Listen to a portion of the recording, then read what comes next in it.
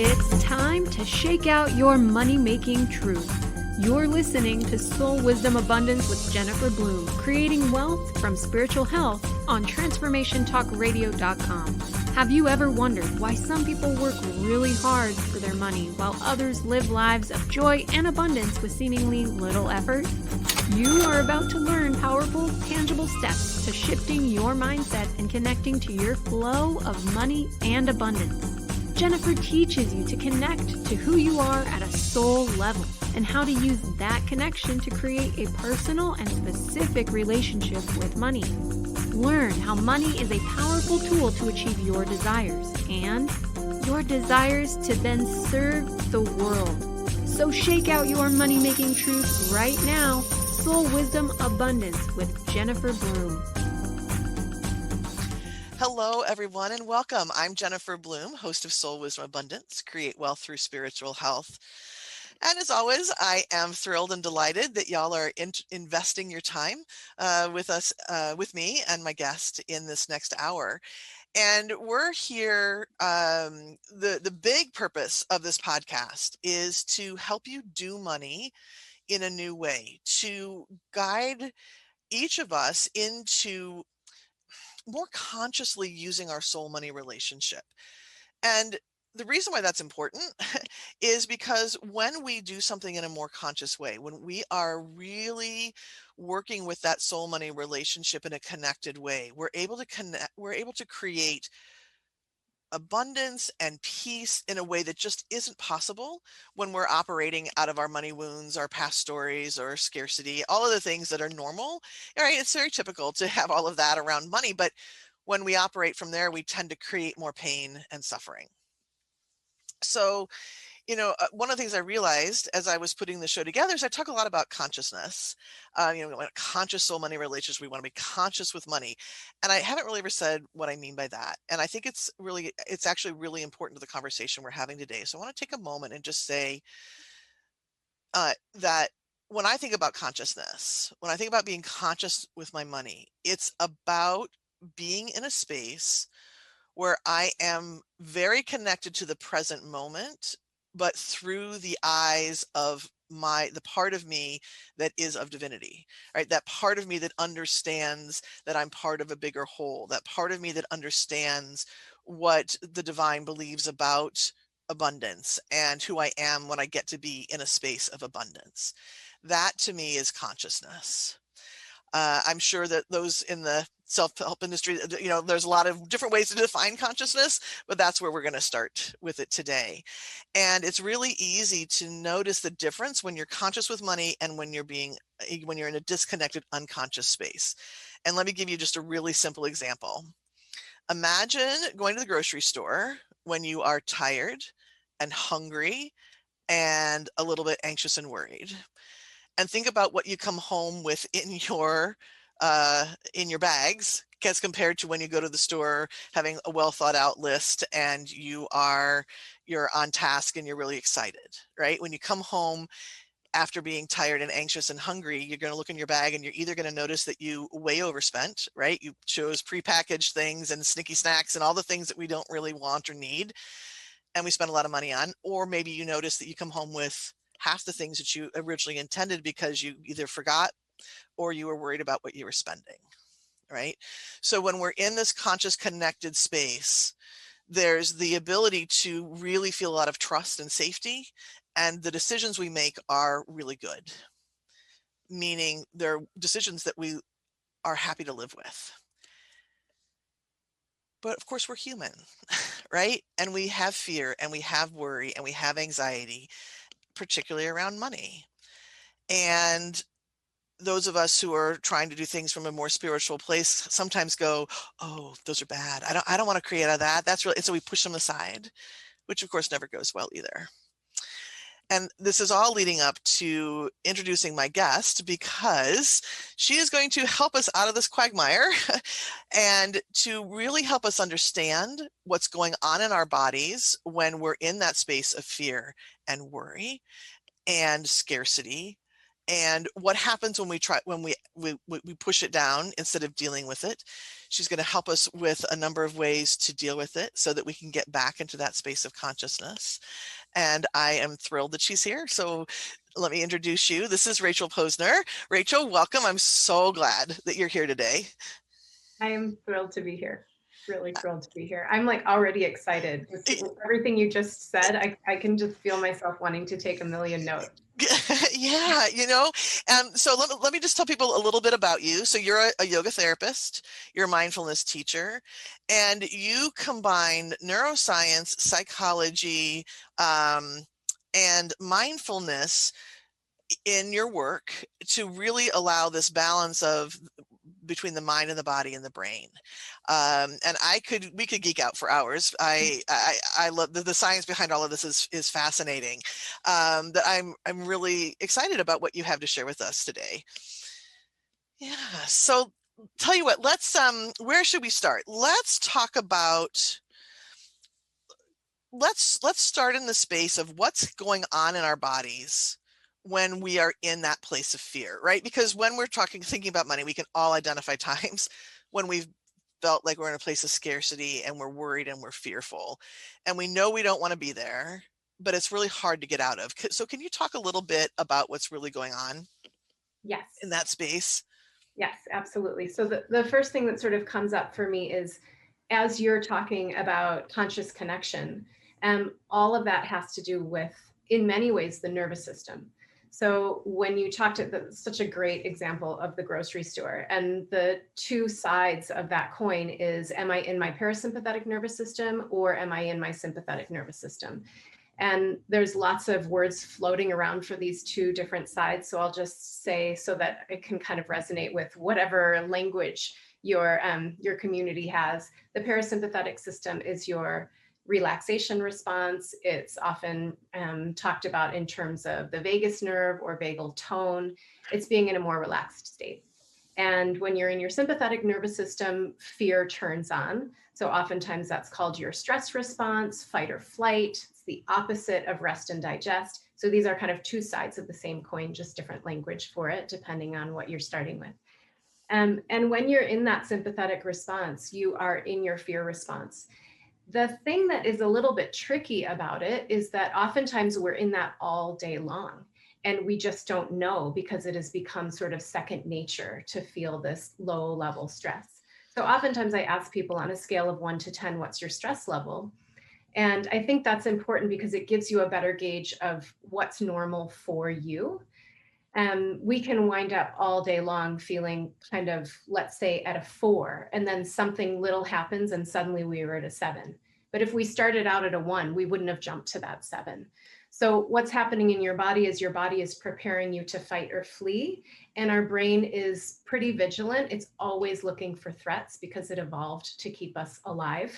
And the problem is that these days, most threats are not life-threatening. So we see a threat as a child who can't find her shoes and we're late for work and we have a presentation. That is not a life-threatening event, but it is an event that throws us into fight or flight because our brain registers it as a kind of life-threatening event, as silly as that sounds.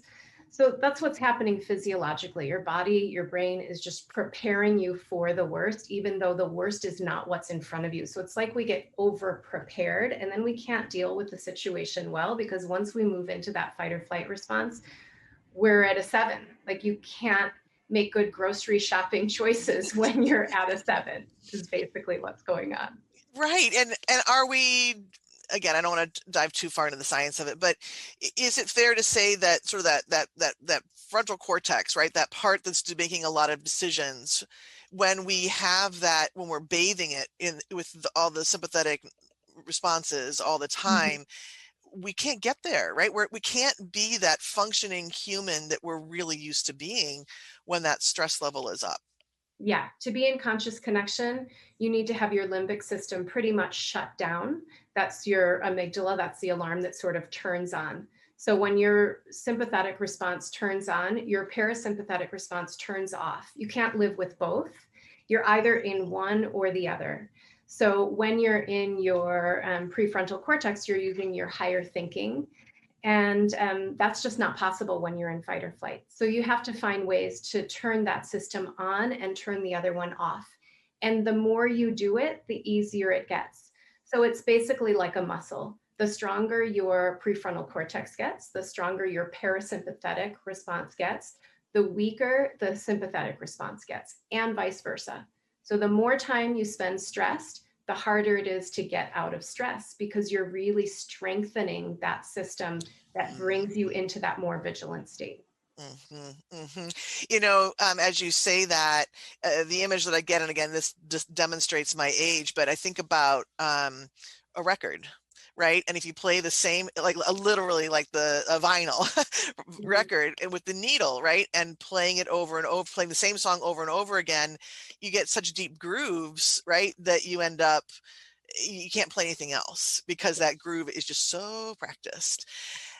Right. And I think to circle back to what you said a little bit earlier, is that we get used to it, right? We're so used to living at just a certain level of stress that we don't even notice that that's really what's going on in our body. Yeah, that's exactly it. And that groove you're talking about is a neural pathway. So this is why it's so important to bring the brain into the conversation, because every single feeling, thought, everything that moves through your awareness creates brain structure. So if all your feelings and thoughts are ones surrounded by stress or pessimism or whatever word you want to use, you're creating more and more neural pathways that reinforce that make it harder to jump out of that groove. And the more you work to rewire that by just dropping another thought, a different kind of thought, a different kind of sensation into that brain structure, the more you begin to rewire your brain to support the kind of states that you want to experience: calm, optimism, gratitude, whatever it is you're wanting to grow in your life. Yeah. So what I'm curious about, and I want to go back to something that you and I talked about when we were planning this conversation. Mm-hmm. And one of the things that you said, and it has stuck with me since that time, is that we're often, let's see, I'm going to look exactly what was you said here, that you said that we are often asking questions before we can hear the answers. So for example, in my community, right, I want to be able to have abundance. I want to be able to be in a space of feeling really good about my money. I want to, right? And so we're wanting all of these ideas about, okay, how can I structure my business? How can I structure my mindset? But we haven't yet dealt with this underlying fear and worry. And so we're not really even able to get to where it is we want to go. And maybe this is just a synopsis of everything we've just been speaking about, but I'm curious about if you can add a little bit more to that, and then we can get into some talking about what do we do about this. Yeah, I'd love to say more about that. I think that's exactly right. We have all these beautiful questions that we're asking, but if we're in that sympathetic or stress response, we're asking from a fear place, and we can't tap into that prefrontal cortex that can answer some of those questions from an abundance place. So we have all these wonderful ideas about abundance over scarcity, but if we're physiologically in a scarcity space, we are not going to get the abundance answer that we're looking for. We're in a place where our perspective is too narrow to see the big picture. And that's the other thing that happens in these two systems. When we're in our parasympathetic system, we have a much bigger view of the world and of our life in particular. And when we're in that sympathetic response, we have a much smaller view. And physiologically, that's on purpose, right? We can focus on what danger is right in front of us. But that doesn't work for these big questions. And a big piece of it's a piece that we'll talk about in a minute around working with practices that help you move into your parasympathetic system so you can ask the big questions. But some of the reason that we're in that stress response, some of it might be just immediate stress, and some breathing and relaxation techniques can help. But it's also really important that we start to notice what our individual situation is, because our stress may be that we don't have enough sleep. But our stress could also be because we are playing a negative self-belief over and over in our head, another one of those neural pathways that tells us that we're actually not smart enough to make the money we want to make, or whatever our limiting belief is. So it's why I think it's so important to, yes, get into that parasympathetic response, but then be able to really take in the big picture of what is the underlying cause of this stress. It is not that my daughter can't find her shoes. There is something else going on that is the cause of me being over frustrated by that particular situation. So that's the key. How do you individualize the practice to figure out what you need specifically versus just, I'll do a relaxation technique? Beautiful. So, what is your suggestion for getting started? If somebody is, maybe they've got a few tools in their tool belt, but not really sure how to use them, when to use them, where do you suggest somebody starts when the light bulb is going off right now saying, oh, yeah, yeah, had one of those arguments this morning. I can see, right? Yeah. I think the place to start is always the breath is a really good anchor point, right? Because coming into the breathing helps you to shift that physiological response. Now, certainly there are some people who can become even more anxious by moving into breathing responses. So if you haven't ever done any breath work, it's really important to know that if your anxiety starts to rise, there's lots of different ways to breathe. You don't have to take this, I'm sort of making quotations, yogic breath, whatever your idea of that is. But just being able to slow down the breath a little bit can have an immediate response on your physiology. So there are certainly some tricks. There's some gifts that I'm going to offer that will help with those tricks. There are some places where we tend to hold tension that immediately send a message to the brain to be on alert, like in your jaw. So little tricks like relaxing some of these spaces can help you to start to shift into that parasympathetic response. And if we're really stressed, I think it's helpful to start with a more physical practice so that your mind isn't trying to work anything out. You just try to override the mind for a little bit and make your way into relaxation through the body. That's a nice place to start.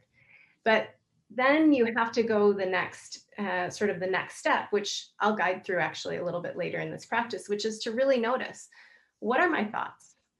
What are my emotions right now? What sensations stand out? So I call this embodied mindfulness. I'm not suggesting I coined that term, but everybody has a sort of different idea of what that means, because mindfulness just means noticing what's present, noticing this moment without judgment.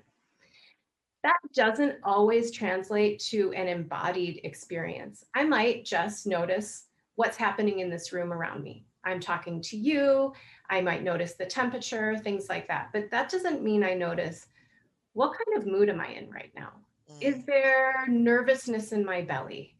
Do I feel a sense of dread somewhere? Is there a background thing saying, are you articulating this in a way people can hear it? Like, we can really settle in a bodily way to what's happening, and that gives us so much information. So for me, embodied mindfulness is really like a process of gathering information so that then I can work with whatever's happening. Otherwise, we're just in a, okay, we moved into a relaxed state, but I haven't actually gathered any information that tells me how I make a shift beyond this moment. And right. And that's, I mean, there's two goals, right? There's this moment, and then there's everything else, so that I don't have to keep coming back to my relaxation exercise every 10 minutes, right? That word embodiment is really big for me right now, because when I'm talking with people about abundance, if they're people are first coming into the community, somebody will say something like, "Oh yeah, I know that. Oh yeah, I know that. I know that," and I'm guilty of it too, right? There are a lot of things that I know that I haven't fully brought into my body, meaning I can actually live from this place, right? We talk about, I spent a lot of time talking about we're each of the divine. And that means that we have access to the same resources, that everybody has access to the same resources of the divine. We can all access unlimited resources. There's a difference between knowing that intellectually and bringing it into your body and feeling the safety of that. Right? Mhm. If we can really bring that into our body and feel it and know it and live from it, Mm. completely different than walking around saying, "Oh yeah, I'm part of the divine," and again, no judgment. Mhm. So anything, I love that concept of embodied mindfulness, so that because there's so much wisdom in the body, and I think we try to run from it. Yeah. Yeah. Do you think that's accurate? That we, and maybe I'm making too much of it. What do you think? That's a great question. Do we try to run from it? I think we don't always trust the body. And when we feel uncomfortable, we don't want to feel uncomfortable, right? It's why we binge. It's why we Netflix. It's why we Yes. over scroll. It's why we eat too much. There's a million things we overdo. And usually those are because we want to feel distracted from what we're experiencing in the body. There's also discomfort in the mind, but I think we get a little bit more nervous about the body actually, because partly because we're just more familiar with our mind. Oh, there's that thought again. Oh, there's that stressor, and we're used to it. But when we suddenly feel a sinking feeling in our belly, we feel a sense of not okayness or a physical feeling of a lack of safety, we want to dodge that right away. But the truth is, when we hang out with that information, oftentimes it shifts quite quickly. It's not a black hole, but we can feel it as a black hole. And so we want to get out of there. But it's just this wealth of information that I find, it's a little bit of what you just said. Is one of the things I think is there's all kinds of things we know cognitively, but that doesn't mean we've embodied them. And so we wind up in those same loops over and over and over because we haven't made the sort of bodily shift. Yeah, and I think that, to your point about that sense of, okay, if I have a sinking feeling in my stomach and that feeling of a black hole, I think sometimes that when we don't have tools to deal with those feelings, the idea is it's just going to overwhelm me, right? I'm going to end up in a fetal position and I'm not going to know how to get out of it. Yeah. Right? It can be those feelings, those sensations, if we're not used to checking in with them, can be kind of scary. Yeah. Um, That's exactly it. We don't have the tools. You think about how much time we spend in school learning tools to figure out life, but we do not learn these basic tools around how our mind, body, and brain work together. We don't use tools or learn tools around how to actually stay present with what's happening in the body. These are not things that we learn. So, of course, it's uncomfortable. Anything that's unfamiliar makes our brain uncomfortable. mhm. Yeah, yeah. So I want to come back to a phrase that you used, and I will admit this is a personal question. Um, and that is, you used a word, you talked about the vagal tone. And can you say what you mean by that? Yeah. So the vagus nerve is sometimes called the wandering nerve. It's a very long nerve. It moves from your brain through almost every organ in your body. And when you stimulate the vagus, you stimulate your parasympathetic nervous system response. So it's a word that gets a lot of play lately because we're Yeah. understanding more and more about that nerve. But really, the simplest thing to say is when you stimulate it, wonderful things happen. It makes you feel more calm, it makes you feel more connected. And there's really specific ways to stimulate the vagus nerve. And many of them are in through mindfulness practices. Okay. Beautiful. So I've got one more question before we take a quick break, and then we're going to jump into some exercises, putting all of this into something that people you can actually experience in your body, which I'm really looking forward to. And so my question is it better to have a practice that you do all the time and kind of keep everything kind of status quo, or is it better to have a practice where that you can use, like when you notice stress coming up, Mhm. or is it a both So end? it's all of the above. I'll tell Yeah. you, my ideal scenario is this. 60 minutes of some kind of mindfulness meditation practice a week will absolutely change your brain to strengthen that prefrontal cortex and diminish the amygdala fight, flight, freeze response. So if you can get 60 minutes a week in some sort of Okay. practice that feels good to you, whether that's a breathing practice, there's a host of meditation practices. And my ideal is that I choose a meditation practice, whether that's 10 minutes a day or 20 minutes a few times a week. I choose one that I know will kind of fit my needs for the day. And that just takes a little bit of time to figure out. And I think it's really important to have a couple of pauses throughout the day, even if they're only for 2 minutes, just to check in. So that meditation practice is going to really have an effect on the big picture, but those pauses are what give you a moment to say, oh, I'm hungry. I have been ignoring the needs of my body, or, oh, I'm feeling super freaked out about this conversation I'm having later. I've been scrolling in order to avoid it. So these pauses, I think, are just as important as having a regular practice that kind of generally creates more well-being in your mind, body, and brain. Beautiful. I love the fact that it can be, you're not telling us we have to have 60 minutes daily, because that's where I thought you were going. Yeah. And I'm sure, more isn't always better, but there are places I'm sure where more often, depending on what's going on in life, can be helpful. But that's a really doable number, Yeah. right? 10 minutes a day plus your 2 pauses. Yeah. Fantastic. And those 10 minutes can be before bed. Like it doesn't have to be at 6 a.m. I'm up, I'm sitting up straight. Like that, I just throw those rules right out the window. Those 10 minutes can look really different to suit your needs. Fantastic. Wonderful. Well, you know what? We have to take a short break. But when we come back, we're going to jump into some practices, and I'm really looking forward to it. So, all right. So we'll go ahead and take a quick break. Please come back, and we will be back in just a few minutes.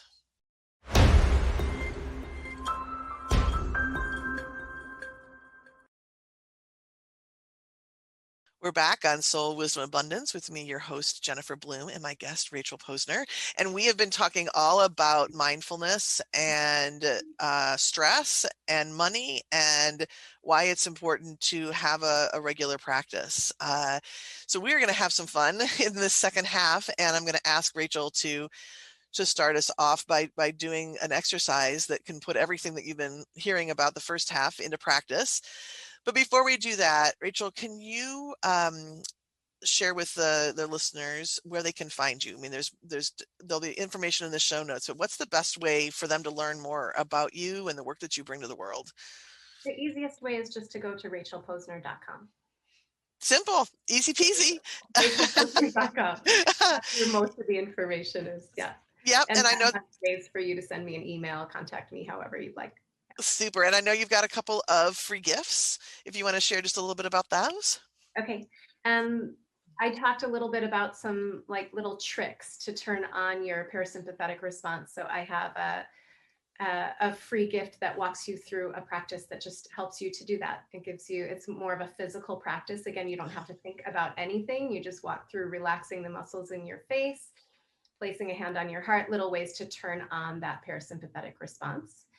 And then I also have a free gift, a class that you can take with me next Tuesday. If you register for it, you'll also get the recording. And that class really walks you through more information around individualizing your mindfulness practice to suit your specific needs.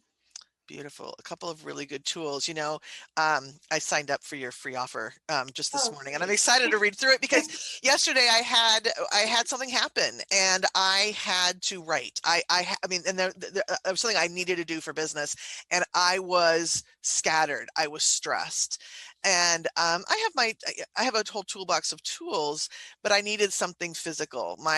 And so I'm really excited about going through the 5 different ways. I think that would have been helpful yesterday. So I'm going to encourage everybody to take a moment and receive that information from Rachel, because it's life-changing, truly. Okay, so now that we've talked about it, let's practice. So what would you like to walk us through? I would love to walk you through this idea of taking a pause that we were talking about just before the break. And this will be kind of an extended pause. So just know, yes, I said take a couple of pauses throughout the day just to check in. And you can absolutely do that in a couple of minutes. this will be a sort of extended pause so you can get just a better picture of what a more extensive check-in can offer you. Super. So you can do this in any posture you like. I just suggest you get comfortable. You can get as comfortable as you like in a chair. I'm not going to tell you to sit up straight or to breathe in a particular way. Just find yourself into a shape that feels relaxed and that feels like if you wanted to, you could take an expansive breath. And you might have gone right there and then realized, actually, I need to fidget a little bit more. I'm not quite comfortable. So give yourself a chance to get another 10% more comfortable. And once you arrive, you can either close your eyes or soften your gaze. And when I say soften your gaze, I just mean don't make eye contact with me. Like find yourself in your own space, whether that's gazing down or eyes closed, whatever's more comfortable. And start by noticing on a scale of 1 to 10, what's your stress level? You don't have to overthink it.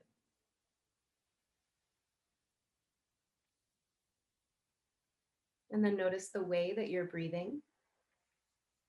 Again, there's nothing you have to change, but you might just notice, does my breath feel satisfying or not? And if not, is there anything I could do that might make it feel a little more satisfying?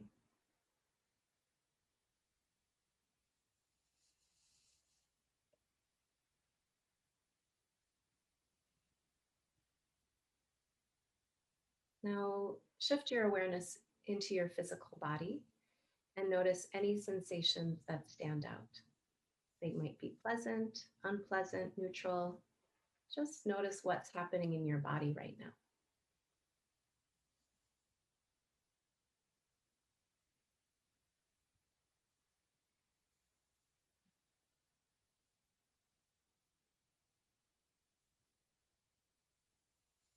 Again, you don't need to do anything about it.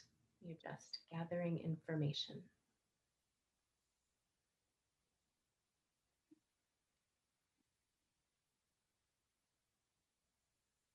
And now notice your emotional body. What kind of mood are you in? Is there an emotion present?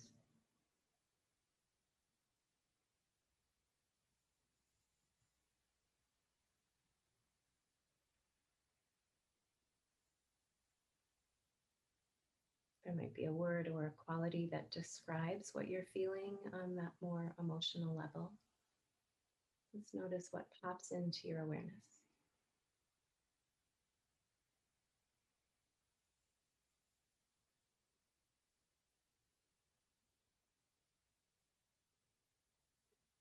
And now shift to your mental body.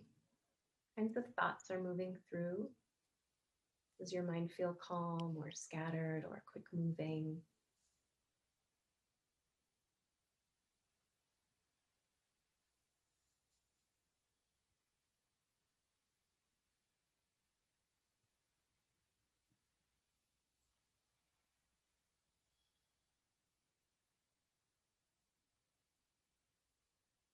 And then shift to your spiritual body.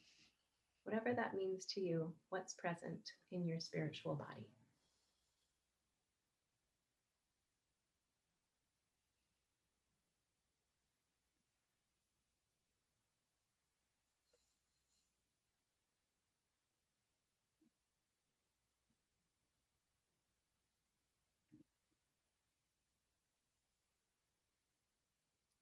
And as you make your way through those layers of the body, from your physical body to your emotional body, your mental body, your spiritual body, notice if there's anything that stood out for you.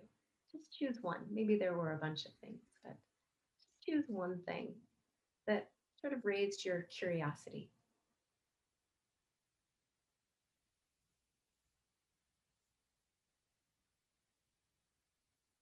And then bring your awareness back to that. Give yourself a little bit more time to explore that.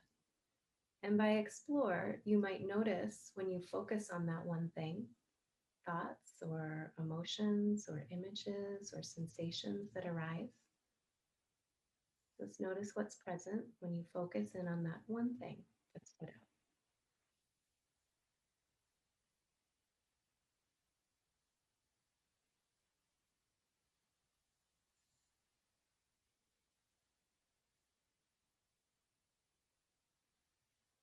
Does it feel connected to a place in your body? Even if it's not physical, notice. If so, bring your awareness into that particular place in your body. If that doesn't resonate, just let yourself kind of drift towards a space in your body that feels friendly or wise. And again, bring your awareness back into that particular physical area, holding this awareness of what stood out. And as you explore that area, again, just noticing sensations or emotions or thoughts or images that arise.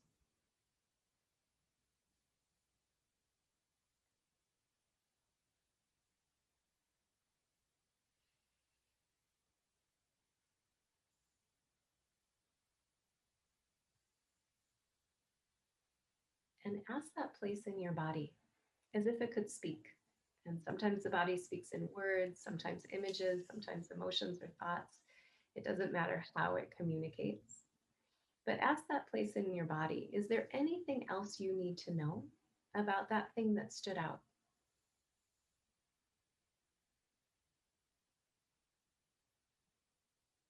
Maybe that space has one little nugget of wisdom for you.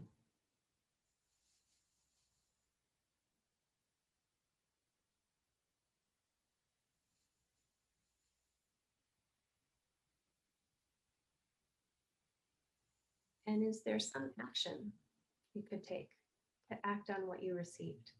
It could be as simple as, I need to drink more water, or as big as, I need to change my particular negative thought process or limiting self belief.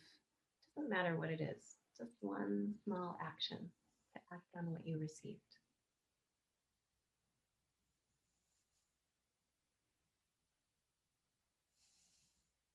And as you imagine yourself in that action, notice how it feels. Notice how it feels in your body to drink that water or to have a moment of gratitude.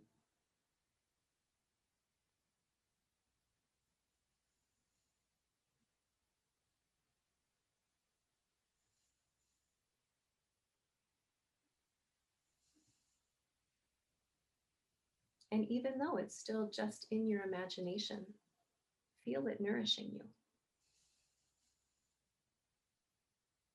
Feel the implications that simple action could have, the effects that that simple action could have on your day.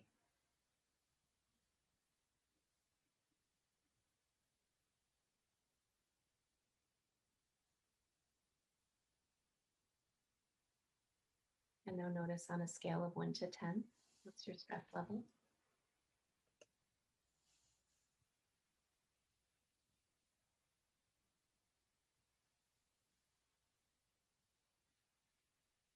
And when you're ready, slowly bring yourself back into a more conscious in this world space by opening your eyes, lifting your gaze, feeling the space around you, taking any little movement that your body might need after sitting still for that length of time.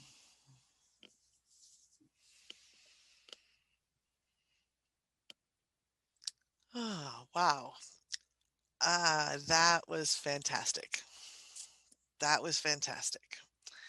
Um, I really appreciated going through each of the layers.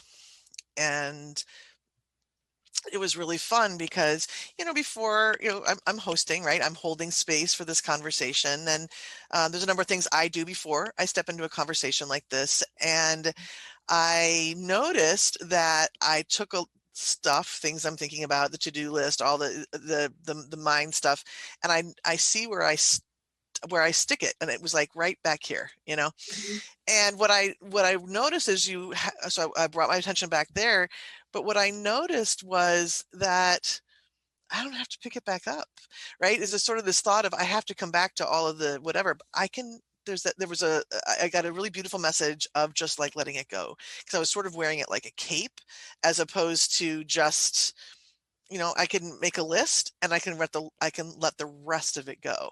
It was such a freeing feeling to have that. Yeah, I'm feeling really lovely. I love the imagery of the cake. So one of the things that's so beautiful about these kinds of experiences is your brain doesn't really differentiate between reality and imagination. It's not that you don't know what's what, but in terms of creating neural pathways, reinforcing pathways that support the states we want to explore, we want to be experiencing more often, um, it doesn't matter whether you're doing that in your imagination or out there in the world with other people around. So when you go through that experience of going all the way from the beginning, noticing what's happening, and then addressing something that is happening, and then imagining yourself addressing that. So that imagination is sort of a plan for what you're going to do later. But you're already creating a neural pathway around that plan. And so you're already actually receiving some nourishment by Mhm. imagining it, and you're also setting yourself up to be more successful in terms of actually following through because you Yeah. already have a kind of familiarity with the action that you're planning. So it's really important to notice what's happening, but it's just as important to actually acknowledge an action that you could take. And in acknowledging that action and following through, you're creating a deeper relationship between your mind, your body, and your brain. And your mind and brain are getting more comfortable with that feeling of being in your body. It's like reminding your mind and your brain, it's okay to be here. And actually, we all feel better when we spend some time in the body and then acknowledge what we're noticing and act on that. So the whole process, it's really like a 360 process, and each piece is really important. It's not to say that you won't gain something from doing just that beginning piece. If that's what you have time to do, check in, right? That's better than nothing for sure. But even a brief check-in that just tells you, oh, I need 2 minutes of walking around the room before I get on the next Zoom call. That can have really big kind of repercussions or positive results. Yeah, and I would imagine too that the more practiced you get in taking the pauses, the more that your body will tell you, hello, let's take a pause, right? Mhm. Or I have something I want to share with you, Mhm. right? So that regular practice is important, and then you get but it also starts the momentum of information flowing from your body because it's like you're telling it, hey, I'm curious, I really want to hear what you have to say to me. Right. And it's that information that helps you to create a more individualized mindfulness practice. So then when you go back to that 60 minutes a week, you have more information to bring with you. Oh, I see. I'm lacking. I've been really hard on myself the last few days. I need to do a compassion practice. Mm, Or I haven't gotten enough sleep. I really need to do a deep relaxation practice to bring in a little bit more energy. So it's these pauses that for me really help me to see when I wake up in the morning or whenever it is I'm going to do that 10-minute practice. Those inform that practice for me.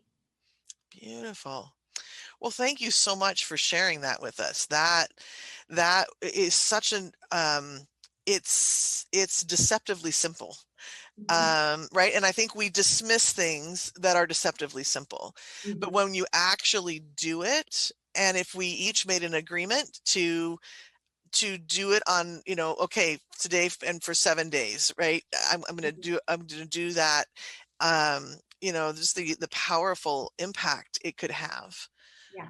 So anyway,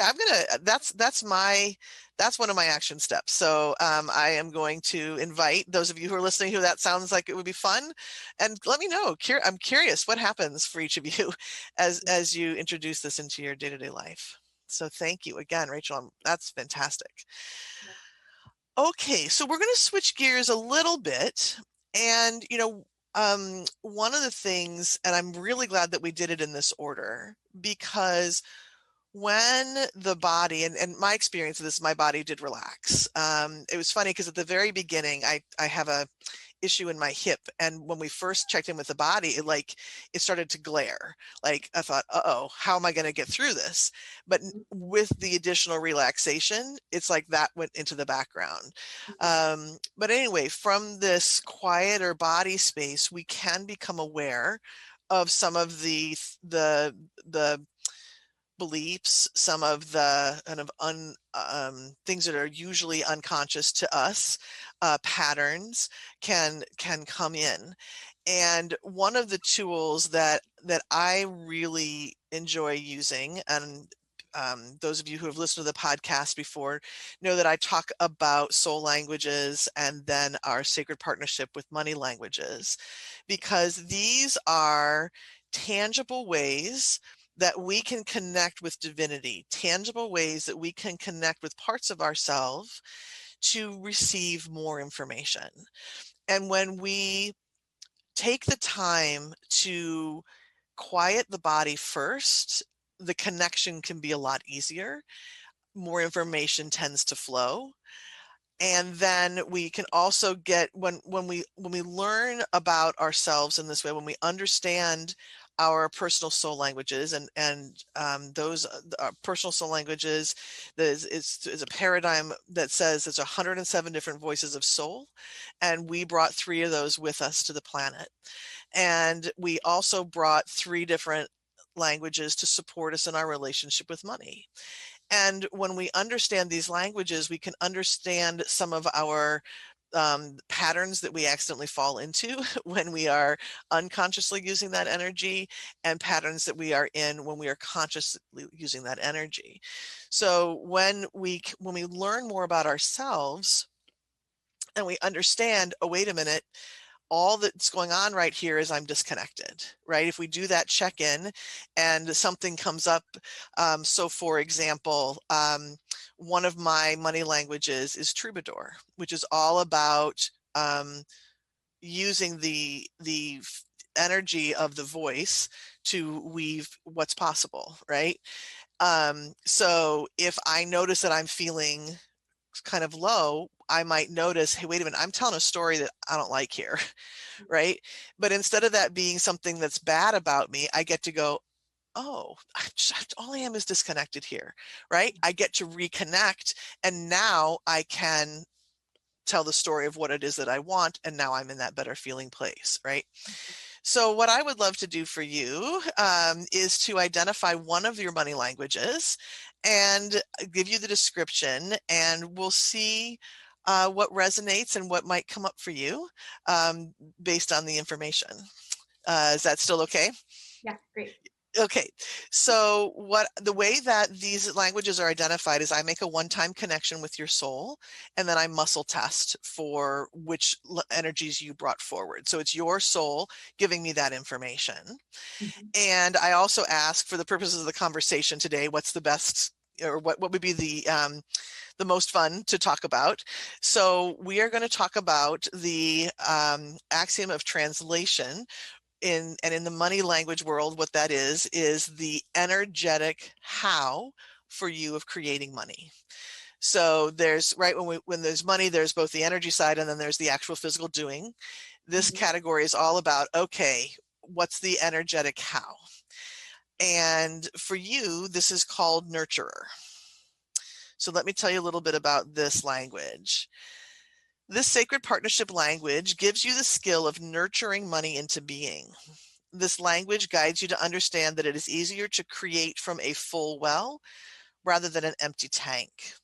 Nourishing and filling yourself brings an abundance of nourishment from the divine, and money is one way of allowing nourishment. Filling your tank and being an example to others, or literally helping others fill their tanks, is your how of making money. So a couple of the ways you would know that you are in conscious connection, and there's more, I'll read a couple of these and I'll send you the full description. But when you're in connection, things you're going to notice about this energy is that you intuitively know that money is simply one way to create nurturing. You know that you and the divine are the only players involved in creating money, and you are intimately aware of the giving and receiving cycle with money. If you're disconnected, some of the things you might notice is that you don't want to receive money for nurturing, or you refuse to receive money until everyone else around you has enough. Ignoring money because you don't feel the heart of it, or money feeling hard because you don't feel the heart of money.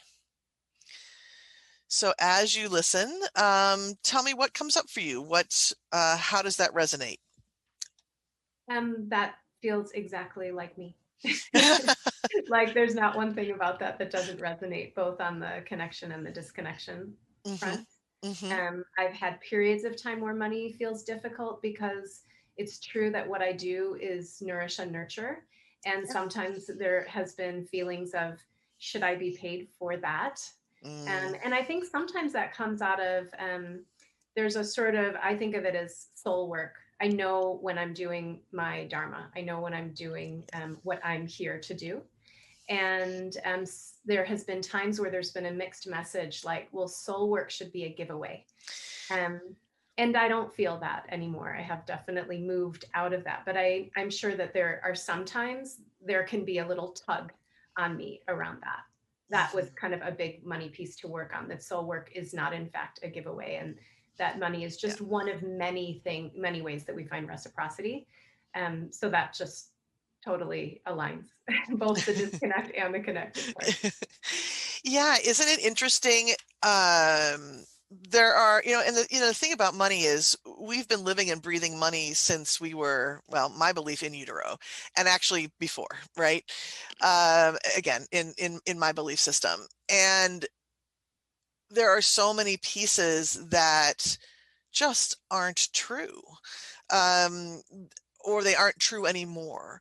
And it's just really fascinating what happens when we get caught up in those things that aren't true for us. And again, that stress level, right, to kind of weave it back into the conversation, if we are going against what our brain thinks is truth, our body then says you're not safe.